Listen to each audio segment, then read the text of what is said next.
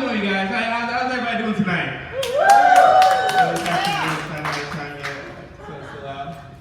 I want to thank you all for coming out here. This is so beautiful, all you guys. I know so many of you, and I don't know some of you, but you're still beautiful. And those for you that you guys are all just amazing. I just want to thank you guys for coming out here today. Oh my goodness. Where do I begin? So many faces. Let's just start with me. As my grandmother said, I am 23 years old. I work at UPS. You know, one thing she didn't mention is that I'm 23 and married. Woo! That's my wife over there, right there. Beautiful. Her name is Angel, and she is an angel. If you don't make her mad.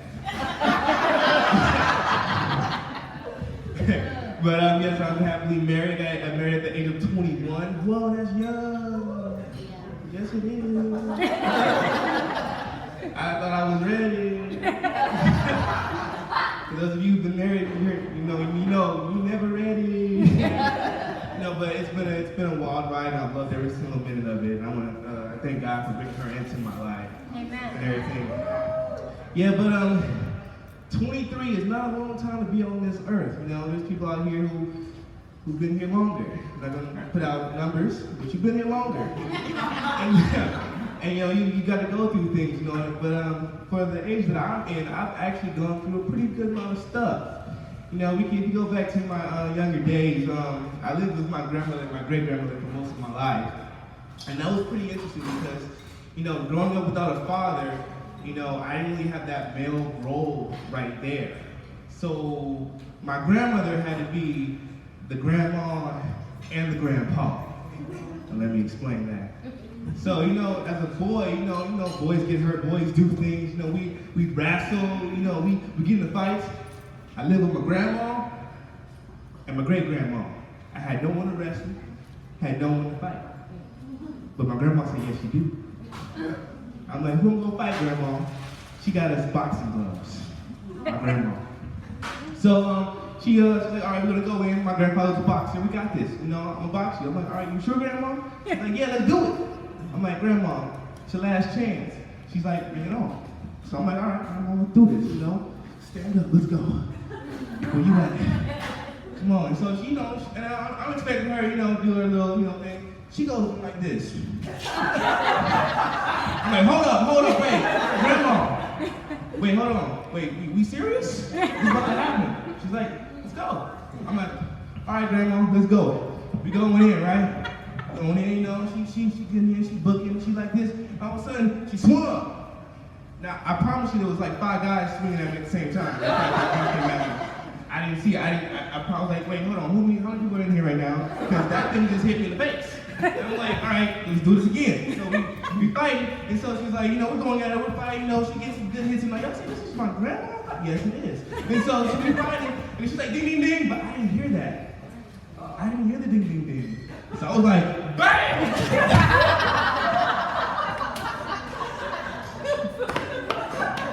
Grandma! Oh, Lord, Grandma!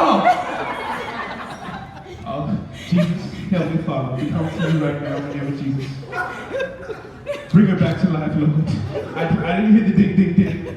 And so, now this is the scary part. She was laid out, not making a sound. She opened her eyes slowly, and she was like she just rose up. And she was like, I said ding, ding, ding.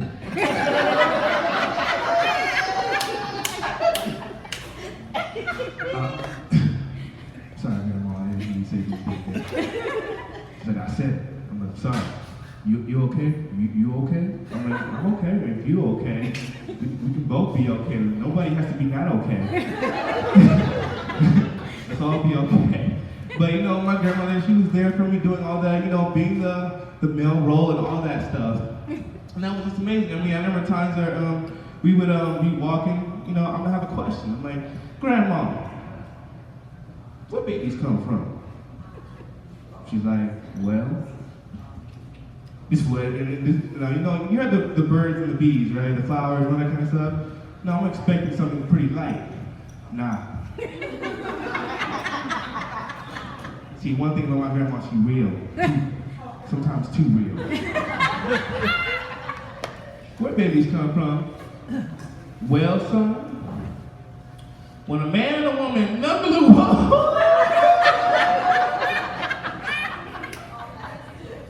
what? To the what? That. And then she's like, yes, that's where it comes from. I'm like, what? My mama, that happened? And so, it was hard looking at my mama did it the same way after that. I kept looking at her like, ew. Gross. Nasty. Oh. Glad I'm a guy though. Glad I'm a guy. I mean, I give it up for all the women who's had kids and went through that childbirth. That right there, oh my goodness. That is something that's not something you want to joke around. Childbirth. I had to watch a video of that in class one time, and it was a, you would say, a blessing experience. If I could have made it through the whole thing, I kind of passed out halfway in. Probably the title came on and said pregnancy, and I kind of passed out when I saw it. He's like, Cameron, the video ain't on yet. I saw the name birth. And, I can't do that. But speaking of birth, me and my family, we like to talk about, stuff that happens in our lives. And one time, a group of the family over together, and we were talking about the birth of my little brother, Obadiah. That's him over there, y'all, looking over there. The birth of my little brother. That was the story. And I feel like I want to share that story to you guys, the birth of my little brother, so you guys prepare yourself. It all started, but we all know how it started. Okay, so let's pass that part. Moving on. So, my mom, she's pregnant, doing the thing with the pregnancy, and all of a sudden, it's time. Boom! The water has dropped. Silence is in the room. I gotta go to the hospital. Now, you would think it would be an organized, okay, let's get the car to the hospital. But it wasn't. Chaos everywhere. You ever seen ants running in a line, right? They continue the line. You put something in the line, they scatter. That was my family. We didn't know what to do. Like we never had a kid before. And so everything is going all over the place. And my mom, they eventually get her to the hospital, right? Now, at this point in time, my mom is a very strong woman, very powerful woman. She's taken down many men. And I'm not lying, she can take them down like crazy. And so she is strong. Now, I've learned that when you're pregnant, you double in strength when you're giving birth. Is that true, ladies? You double in strength? Okay, well, my mom was holding my brother's dad's hand. Right? And she's holding on to him. And this is the story. She squeezed and literally broke his hand. And I'm like, Angel, we ain't having a baby. We gonna adopt, okay? We gonna adopt, okay? We can do that. This beautiful Asian baby right there. I ain't breaking my hand. That's not happening. So I'm from San Bernardino, where it is 100 degrees out there. It's really hot. It's been hot lately, and I wanted to ask you guys a question. Would you rather be in 120 degree weather or 120 degree weather in the shade? Which one would you rather be in? Is it 120 degrees in the shade? That's what y'all would pick. Y'all would think so. Y'all would think. I thought 120 in the shade would feel good too, till the wind blew. I'm like, I can't see nothing. It's just like heat and coming into your eyes. You in there like, why am I in an oven? Lord, why did you invent this place? Why is San Bernardino here?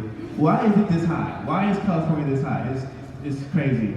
But we had me and my wife, we were in our house one time, we had air conditioning on, it's nice and cool. Now, I'm pretty sure many of you guys have had this problem before. you wake up and then your lights won't turn on.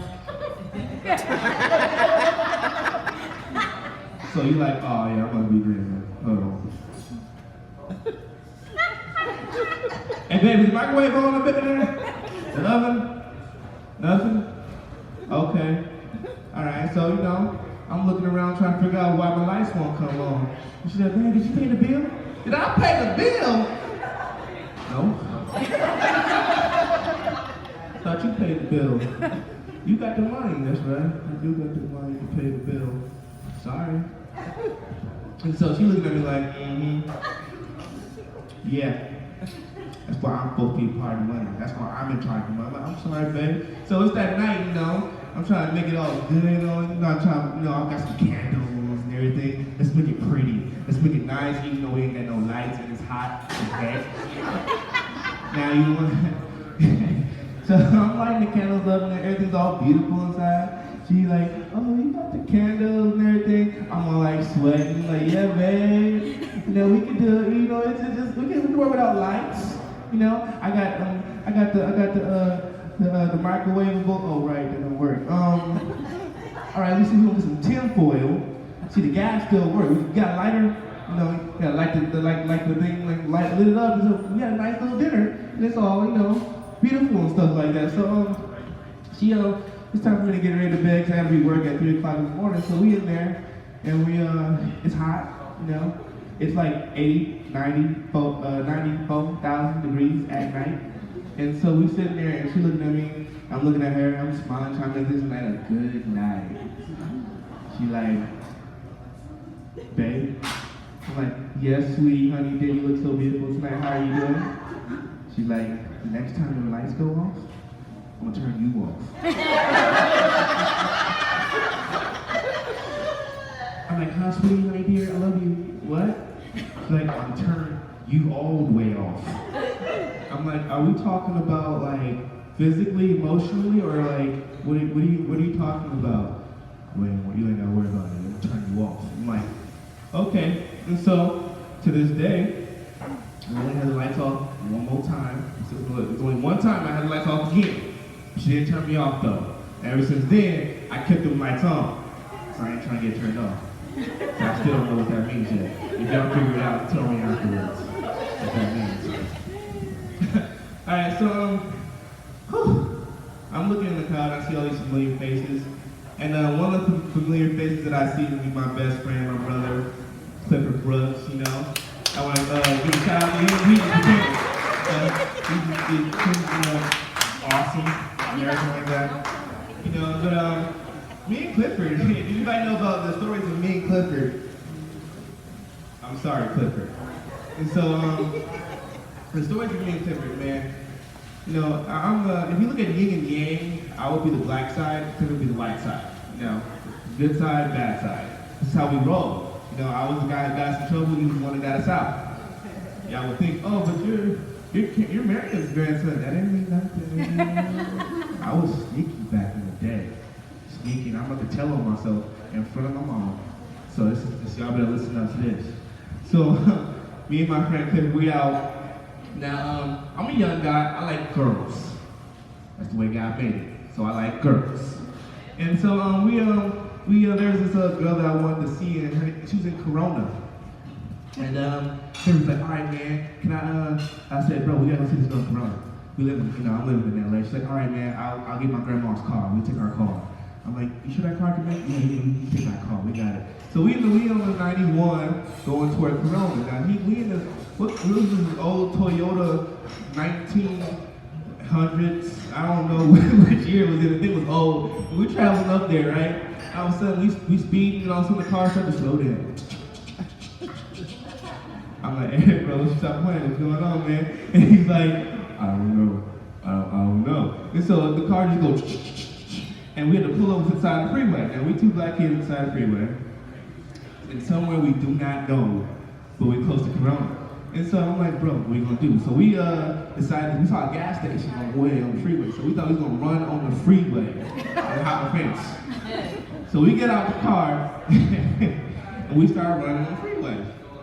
Now, I'll give it to you that there's cars honking at us as we going by, I mean, I said it looked like we probably done stole the car, we slid the car, man, we about to get arrested. It's about to happen.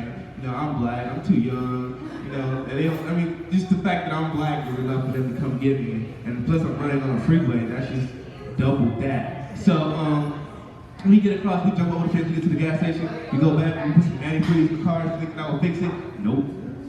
And so now, my phone is dead, and then Clifford's phone is about dead, and we on the freeway, we can't call no one, can't contact no one, and this is, you know, this is pretty close to the time that, you know, we're getting over 9/11. The guy behind us pulled up, he had a turban on.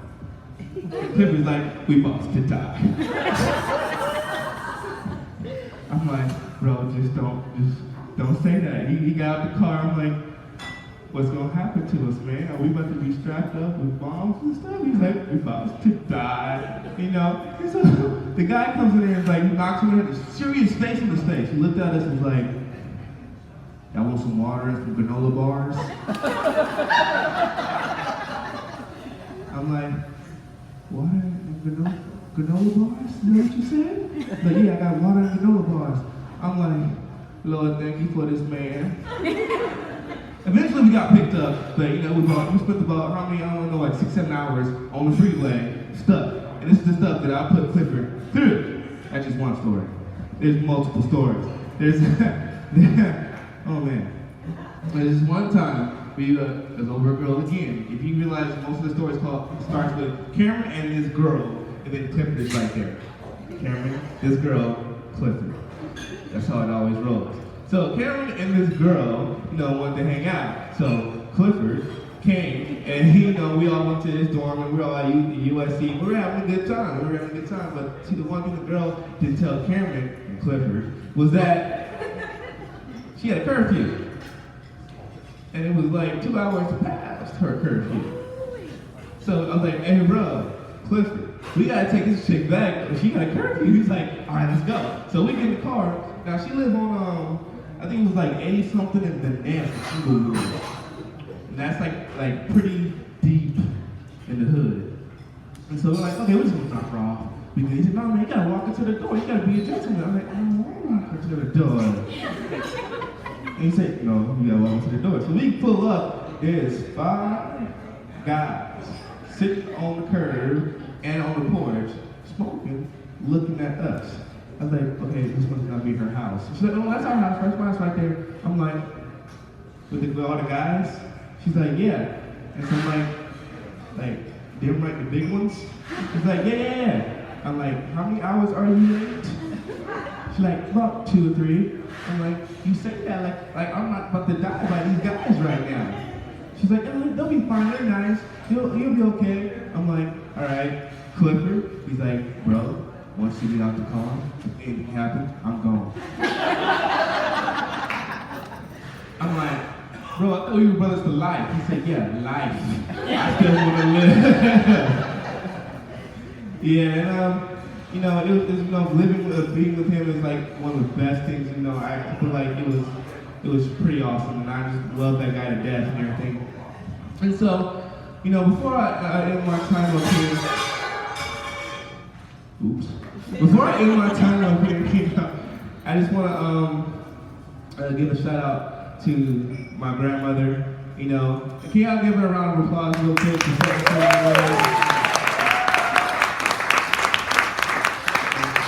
said, Cameron, yeah, I want you to be up there. I'm like, no, not happening. She's like, yes, you have a talent from God. I'm like, God just called me on my cell phone. He said no.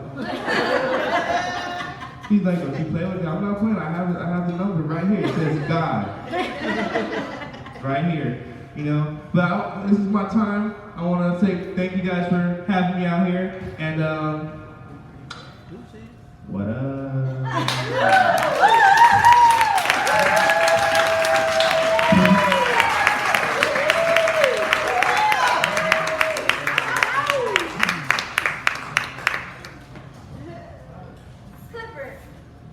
Clifford, was that you that said, Cameron, did you knock out your grandma for real? Because I remember that. Yeah. Bam, right in the face. Oh, Lord, I picked up a microphone. That does not work. You know what, guys? Things are really changing in this world. Really changing. And something changed that I didn't even know about. Because I found out recently that I'm no longer a dog owner, but now society says that I'm a pet parent. I didn't know that, but I went to my local pet supply store, and my friend Javier was behind the counter. And I walked in, he said, "Hey, girlfriend." I said, "Hey, Javier." He said, "Where are your kids?" I said, "My kids? You mean my dogs?" He's like, "No, boo, those your kids. You're supposed to bring them with you when you come in here. You know, they got to snoop around, see what they like. You know, they got to check out the sweaters for the fall because they might get cold." He said, "And we got some new leashes with some bling bling. They gonna like it, boo. You got to bring your kids with you when you come." I said, "Oh, okay, Javier, next time I come." So I went home, and about a month passed, and I was financially strapped. I mean, I couldn't afford real people food, let alone dog food for $3. So I'm like, well, now Javier said that I'm a pet parent and those are my kids, and I can't afford to feed them, so I'm gonna sign them up for welfare. So I went on down to the welfare office, and I'm sitting up there filling out the application with the lady, and she said, "So you got kids in the home?" I said, "Yes, I have 3. She said, "Well, how old are they?" I said, "Well, I got 2 9-month-old twin boys and a 4-year-old girl." She said, "Oh, I bet you they're cute." I said, "They certainly are, especially when they're asleep." She said, "I bet you those twins are a handful." I said, "You don't know half. I call them poopaholics because they poop on everything." She said, "Well, don't they wear diapers?" I said, "I tried diapers, but they can't bite them off of each other."